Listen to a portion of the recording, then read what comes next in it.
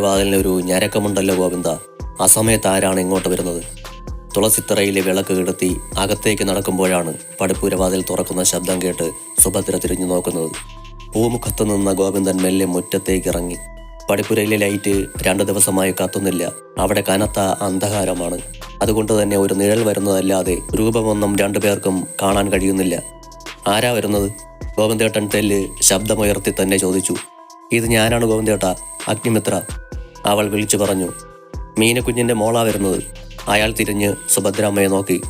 എൻ്റെ അഗ്നിക്കുഞ്ഞോ? സന്തോഷം നിറഞ്ഞ ചോദ്യം. ഓടിവന്ന മുത്തശ്ശിയെ ചുറ്റിപ്പിടിക്കുമ്പോൾ അവളുടെ കണ്ണുകൾ ഇടമുറിയാതെ പെയ്തു. എൻ്റെ കുഞ്ഞിനെ ഒന്ന് കാണണമെന്ന് ഞാൻ ഇന്നലെയും കൂടി ഓർത്തതേയുള്ളൂ. അവളുടെ മൂർധാവിൽ മുകർന്നുകൊണ്ട് അവർ സ്നേഹത്തോടെ പറഞ്ഞു. 3 പെൺകുട്ടികളെ പെറ്റി വളർത്തി. 2 എണ്ണത്തിനെ നല്ലവർക്ക് തന്നെ കൈപിടിച്ചു കൊടുത്തു. മക്കളും കുടുംബവുമായി സുഖമായി ജീവിക്കുക. ഒരിക്കലെങ്കിലും അമ്മയുടെ അടുത്ത് നിൽക്കട്ടെ എന്ന് എൻ്റെ 2 മക്കൾക്കും ഒരു ചിന്തയുമില്ല. വല്ലപ്പോഴും മുത്തശ്ശിയെ കാണാനുള്ള സ്നേഹം കൊണ്ട് ഓടി വരുന്ന എൻ്റെ കുഞ്ഞിനല്ലാതെ വേറെ ആരെയാണ് ഞാൻ ഓർക്കുക? അവരുടെ കണ്ണുകൾ നിറഞ്ഞു. 3 മക്കളിൽ 2 എണ്ണത്തിൻ്റെ കാര്യമല്ലേ പറഞ്ഞുള്ളൂ. ഒരാൾ കൂടി ഉണ്ടല്ലോ. അയാളെ എന്താ ഓർക്കാത്തത്? അയാളെ എന്താ പറയാത്തത്? കുറുമ്പ് കലർന്ന ചോദ്യം. അവളെ അങ്ങേരും എൻ്റെ ആങ്ങളമാരും ചേർന്ന് പടിയടച്ച് പിണ്ടം വച്ചില്ലേ? പുലയാചാരം നടത്തി ബലിയുമിട്ടു. ആ വൃദ്ധനയനങ്ങളിലെ നീർത്തിളക്കം മിത്രയിലും വേദന പടർത്തി. പടിയടച്ച് പിണ്ടം വെച്ചതുകൊണ്ടോ പുലയാചാരം നടത്തി ബലിയിട്ടതുകൊണ്ടോ ജീവിച്ചിരിക്കുന്ന ഒരു വ്യക്തി മരിച്ചു പോകുമോ മുത്തശ്ശി?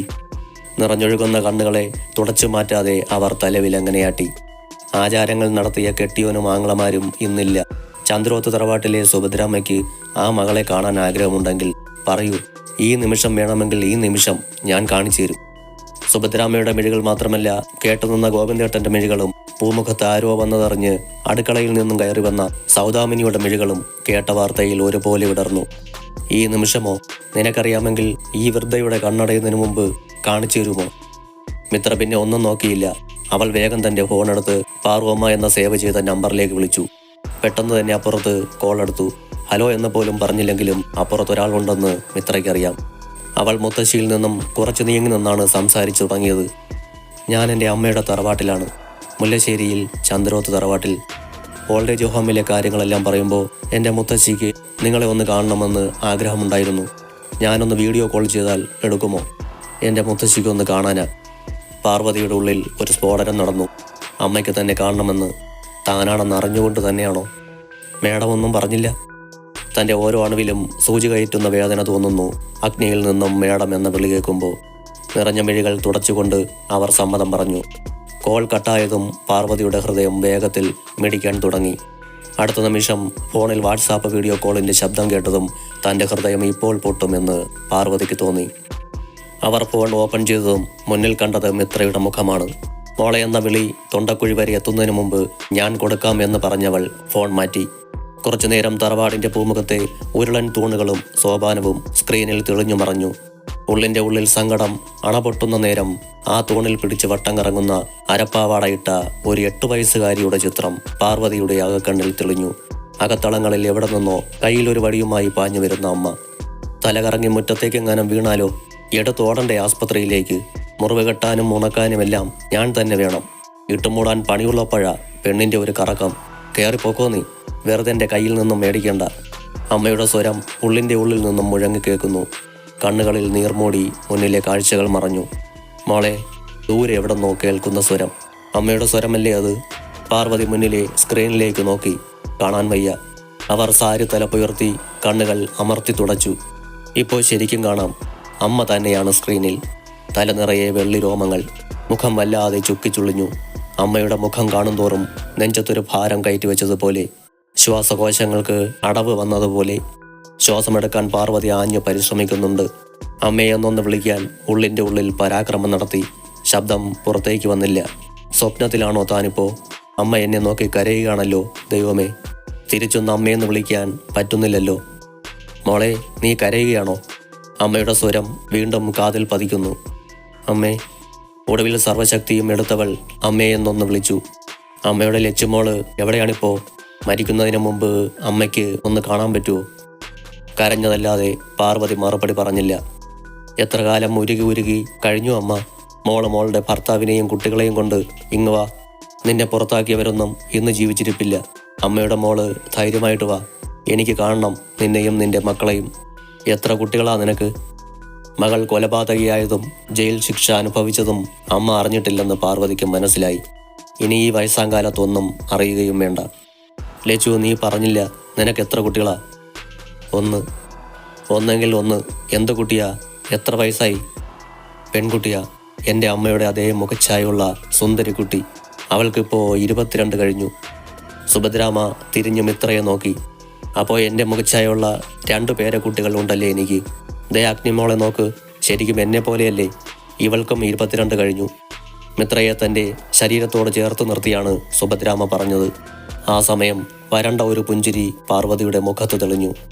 നിങ്ങൾ 3 പേരും കൂടി വരണം. അമ്മ മരിച്ചു എന്നറിയുമ്പോഴല്ല, അമ്മ ജീവനോടെ ഇരിക്കുമ്പോൾ വന്ന് കാണണം. ഒരുപാട് കൊതിയുണ്ട് നിന്നെ കാണാനും, ഞാനിതുവരെ കണ്ടിട്ടില്ലാത്ത നിന്റെ കുഞ്ഞിനെ കാണാനും. വരില്ലേ? ആ വൃദ്ധ നയനങ്ങളിൽ കണ്ട പ്രതീക്ഷയുടെ തിരുനാളം അണയ്ക്കാൻ പാർവതിക്ക് തോന്നിയില്ല. വരാം അമ്മേ. വെറും വാക്ക് പറയരുത്. അമ്മ പ്രതീക്ഷയോടെ ഇരിക്കും. പാർവതിക്ക് സങ്കടം നിയന്ത്രിക്കാൻ കഴിഞ്ഞില്ല. അവരിപ്പോൾ പൊട്ടിക്കരയുമെന്ന് തോന്നിയ നിമിഷം മിത്രം മുത്തശ്ശിയുടെ കയ്യിൽ നിന്നും ഫോൺ പിടിച്ചു വാങ്ങി. മതി, കണ്ടതും സംസാരിച്ചതും. അവൾ കോൾ കട്ട് ചെയ്തു. എന്തു പണിയാ കുഞ്ഞെ നീ കാണിച്ചത്? കുറച്ചു നേരം കൂടി എനിക്ക് അവളെ ഒന്ന് കാണിച്ചു തരാമായിരുന്നില്ലേ? കണ്ട് കൊതി തീർന്നില്ല എനിക്ക് എൻ്റെ കുട്ടിയെ. അവരുടെ കണ്ണുകളിൽ നിന്നും കണ്ണുനീർ ഒഴുകിയിറങ്ങി. തളർന്നിട്ടെന്നതുപോലെ സുഭദ്രാമ സോപാനപ്പടിയിലേക്കിരുന്നു. ഗോവിന്ദേട്ടനും സൗദാമിനിയും തറഞ്ഞു നിൽക്കുകയാണ്. ഇങ്ങനെയൊരു കാര്യം നടക്കുമെന്ന് അവർ ഒരിക്കലും കരുതിയിരുന്നതല്ല. സുഭദ്രാമയ്ക്ക് അറിയില്ലെങ്കിലും പാർവതിയുടെ കോടതിയും ജയിൽ ശിക്ഷയും എല്ലാം അവർക്ക് 2 പേർക്കും അറിയാം. മോളെങ്ങനെയാ ലച്ചു കുഞ്ഞിനെ കണ്ടെത്തിയത്? എങ്ങനെയാ പരിചയപ്പെട്ടത്? ഗോവിന്ദേട്ടൻ്റെ ആകാംക്ഷ നിറഞ്ഞ ചോദ്യം. അവൾ പറയുന്നത് കേൾക്കാനായി കാതോർത്തിരിക്കുന്ന സുഭദ്രാമയെയും സൗദാമിനിയെയും അവൾ മാറി മാറി നോക്കി. അതൊന്നും ഞാനിപ്പോൾ പറയില്ല. ഇവിടെ ഇങ്ങനെയൊരു സംഭവം നടന്നത് നമ്മൾ 4 പേരുമല്ലാതെ വേറെ ആരും അറിയരുത്. എൻ്റെ അമ്മയോടോ വല്യമ്മയോടോ ഇതിനെക്കുറിച്ചൊന്നും പറയരുത്. ഇല്ല കുഞ്ഞെ, ഞങ്ങൾ ആരോടും പറയില്ല. നിനക്ക് ഞങ്ങളെ വിശ്വസിക്കാം. ഞങ്ങൾക്കും ലച്ചു കുഞ്ഞിനെ നേരിട്ട് കാണാൻ നല്ല ആഗ്രഹമുണ്ട്. ആ മോളെ കാണാനും. കണ്ടോ, നന്നായി കണ്ടോ, ആ മോള് തന്നെയാ മുന്നിൽ നിൽക്കുന്നത്. മിത്ര ചിരിച്ചുകൊണ്ട് പറഞ്ഞതും മറ്റു 3 പേരും ഉറക്കെ ചിരിച്ചു. സുഭദ്രാമയെ പോലെയാണെന്ന് പറഞ്ഞപ്പോൾ ഇവിടെ ഒരാൾക്ക് കുശുമ്പ് കയറിയതുണ്ടോ? സൗദാമിനി അവളുടെ കവിളിൽ ഒന്ന് പിടിച്ചു വലിച്ചു. അതിപ്പോൾ അഗ്നിമോളാണല്ലോ സുഭദ്രാമയെ പോലെ. പിന്നെയും അതേ മുഖച്ഛായുള്ള ഒരാൾ കൂടി ഉണ്ടെന്ന് പറയുമ്പോൾ കുശുമ്പ് വരുന്നത് സ്വാഭാവികമല്ലേ? ഗോവിന്ദേട്ടനും വിട്ടുകൊടുത്തില്ല. സുഭദ്രാമ അപ്പോഴേക്കും 2 കൈകളും നീട്ടി അവളെ അരികിലേക്ക് വിളിച്ചു. ഒരു നിമിഷം പോലും താമസമില്ലാതെ അവൾ ആ കൈകളിലേക്ക് ചേർന്നു നിന്നു. ആരൊക്കെ വന്നാലും, എന്നെപ്പോലെ എത്ര പേരുണ്ടെന്ന് പറഞ്ഞാലും അഗ്നി കുഞ്ഞിനെ കഴിച്ചേയുള്ളൂ മുത്തശ്ശിക്ക് ആരും. അവർ സ്നേഹത്തോടെ അവളുടെ മൂർധാവിൽ ചുംബിച്ചു. കുറച്ചുനേരം മുത്തശ്ശിയുടെ കൈക്കുള്ളിൽ അനങ്ങാതെ കിടന്നു മിത്ര. മോള് പോയി കുളിച്ചിട്ട് വാ, ഞാൻ കഴിക്കാൻ എടുത്തു വയ്ക്കാം. സൗദാമിനിയുടെ വാക്കുകളാണ് അവരെ തമ്മിൽ അകറ്റിയത്. ചെല്ല്, കുളിച്ചിട്ട് വാ. മിത്ര ബാഗുമെടുത്ത് സ്റ്റെപ്പ് കയറി മുകളിലേക്ക് പോയി. ഈ ജന്മം കാണുമെന്ന് കരുതിയതല്ല എൻ്റെ കുഞ്ഞിനെ. ദൈവം അതും സാധിപ്പിച്ചു തന്നു. അതിന് അഗ്നി കുഞ്ഞിനോട് നന്ദി പറയൂ സുഭദ്രാമേ. അതെ, എൻ്റെ മോള് കാരണം എനിക്ക് അങ്ങനെ ഒരു ഭാഗ്യം കിട്ടി. കൃഷ്ണ ഗുരുവായൂരപ്പ, എല്ലാം അവിടുത്തെ കൃപ. അന്നത്തെ ദിവസം സംസാരിച്ചും തമാശകൾ പറഞ്ഞും അവൾ മുത്തശ്ശിയോടൊപ്പം കഴിച്ചുകൂട്ടി. പിറ്റേ ദിവസം നേരത്തെ തന്നെ എഴുന്നേറ്റ് പ്രഭാതകൃത്യങ്ങളെല്ലാം കഴിച്ച് ബ്രേക്ക്ഫാസ്റ്റ് കഴിച്ച് പോകാനിറങ്ങി. ഇനി എന്നാ ഇങ്ങോട്ടൊക്കെ? മുത്തശ്ശി അരുമയോടെ അവളുടെ മുഖം തഴുകിക്കൊണ്ട് ചോദിച്ചു. ഞാനിനി വരുന്നത് മറ്റൊരാളായിട്ടാവും. മറ്റൊരാളോ? അതെന്താ, നീ കളക്ടറാവാൻ പോവുകയാണോ? മുത്തശ്ശിയുടെ മുഖത്ത് കുസൃതിച്ചിരി. കളക്ടറോ? അല്ലല്ല, അതുക്കും മേലെ. അവൾ നാടകീയതയോടെ കൈ ഉയർത്തിക്കൊണ്ട് പറഞ്ഞു. അതിലും മേലെന്ന് പറഞ്ഞാൽ ഇന്ത്യൻ പ്രധാനമന്ത്രിയോ? എൻ്റെ മുത്തശ്ശിക്ക് ബുദ്ധിയില്ല എന്ന് ആരാ പറഞ്ഞേ?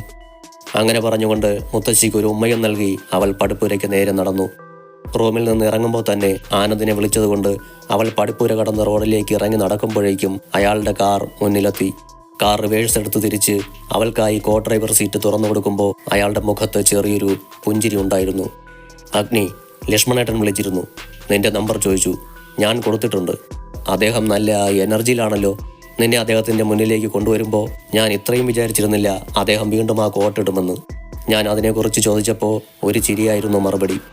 ചിലർ നമുക്ക് തരുന്ന എനർജി ഉണ്ടല്ലോ, ബാറ്ററി ഇറങ്ങിപ്പോയാൽ ചാർജ് ചെയ്യുന്നത് പോലെയാണ്. ലക്ഷ്മൺ പോറ്റിയുടെ ആ വാക്കുകൾ ആനന്ദ് മനഃപൂർവ്വം മിത്രയോട് പറഞ്ഞില്ല. അവൾ നോക്കിക്കാണുകയാണ് ആനന്ദിന്റെ സന്തോഷം നിറഞ്ഞ മുഖഭാവങ്ങൾ. സാറിന്റെ ഭാര്യയെ കണ്ടെത്തിയാൽ കൂടെ നിങ്ങളുടെ കുഞ്ഞും ഉണ്ടായിരിക്കുമല്ലേ? ജയിലിൽ നിന്നിറങ്ങിയപ്പോൾ അവർ കുഞ്ഞിനെ തിരികെ കൊണ്ടുവന്നിട്ടുണ്ടെങ്കിലോ? ഉണ്ടാവട്ടെ, അവരെ രണ്ടുപേരെയും ഒരുമിച്ച് തിരികെ കിട്ടണം എന്നാണ് എൻ്റെ ആഗ്രഹം. മകളോ മകനോ? സാറിന് ഊഹിക്കാൻ കഴിയുമോ? വീണ്ടും അവളുടെ ചോദ്യം. നിന്നെപ്പോലെ ഒരു മകളായിരിക്കണം എന്നാണ് ഇപ്പോഴെൻ്റെ പ്രാർത്ഥന. അവളെ സംരക്ഷിച്ചത് നിന്റെ അച്ഛൻ അനന്തപത്മനാഭനെ പോലെ ഒരച്ഛനായിരിക്കണേ എന്നും. ശരിക്കും മിത്രയുടെ കണ്ണുകൾ നിറഞ്ഞുപോയി. എത്ര കൃത്യമായി പറഞ്ഞിരിക്കുന്നു. എൻ്റെ മകളായി നീ തന്നെ മതി എന്നല്ലേ അതിനർത്ഥം? നിറഞ്ഞ കണ്ണുകൾ അയാൾ കാണാതിരിക്കാൻ അവൾ പുറത്തേക്ക് നോക്കിയിരുന്നു. കോളേജിൽ എത്തുന്നതുവരെ അവർ പലതും സംസാരിച്ചിരുന്നെങ്കിലും ഒരിക്കലും കേസിനെക്കുറിച്ച് സംസാരിച്ചില്ല. കോളേജിൽ കാർ പാർക്കിൽ കാർ നിർത്തിയതും മിത്ര ഡോർ തുറന്ന് പുറത്തിറങ്ങി. സാർ, ഞാനൊന്ന് കോളേജിലേക്കില്ല. പിന്നെ നാളെ വരാം. ഇങ്ങനെ ലീവ് എടുത്താൽ അറ്റൻഡൻസ് ഞാനിട്ട് തരില്ല. എക്സാം വരുമ്പോൾ എന്ത് ചെയ്യുമെന്ന് ഞാനൊന്ന് നോക്കട്ടെ. അതിന് മറുപടിയായി ഒന്ന് ചിരിച്ചിട്ട് കൂടുതൽ സംസാരത്തിന് നിൽക്കാതെ അവൾ തൻ്റെ സ്കൂട്ടിയുടെ അടുത്തേക്ക് ഓടി. സ്കൂട്ടി സ്റ്റാർട്ടാക്കുന്നതിന് മുമ്പേ അവൾ ഫോണെടുത്ത് കോൾ ലിസ്റ്റിൽ നിന്നും നമ്പർ എടുത്ത് കോൾ ചെയ്ത് ചെവിയിൽ വച്ചു. അങ്കിൾ, ഞാൻ കോളേജിലെത്തി. അങ്കിൾ ഇറങ്ങിയില്ലേ? ഇറങ്ങി. മോള് പോരെ? ഞാൻ റെസ്റ്റോറൻറ്റിലുണ്ട്. Okay uncle. മിത്ര കൃഷ്ണമൂർത്തി പറഞ്ഞ റെസ്റ്റോറൻറ്റിലെത്തി. അങ്കിൾ, എല്ലാം സെറ്റാണ്. ഞാൻ അങ്കിളിൻ്റെ നമ്പർ ലക്ഷ്മൺ സാറിന് കൊടുക്കാം. നമ്മുടെ കയ്യിലുള്ള എല്ലാ തെളിവും അങ്കിൾ അദ്ദേഹത്തെ ഏൽപ്പിക്കണം. അതൊക്കെ ഞാൻ ഏറ്റു. കോടതിയിൽ വാദം നടക്കുമ്പോൾ മോൾക്ക് കുഴപ്പമൊന്നും ഉണ്ടാവില്ലല്ലോ? കൃഷ്ണമൂർത്തി സംശയത്തോടെ തിരക്കി. എനിക്കതിൽ ഉറപ്പ് പറയാൻ കഴിയില്ലെങ്കിൽ എല്ലാം ദൈവത്തിന് വിട്ടുകൊടുക്കുന്നു. ഒരു സത്യവും അധികകാലം ഒളിച്ചിരുന്ന ചരിത്രമില്ലല്ലോ. അവളത് ചോദിക്കുന്ന സമയത്ത് ലക്ഷ്മൺ പോറ്റിയുടെ കോൾ അവളുടെ ഫോണിലേക്ക് എത്തി. ഞാൻ അങ്കിളിന് കൊടുക്കാം. അവൾ ഫോൺ കൃഷ്ണമൂർത്തിക്ക് നേരെ നീട്ടി.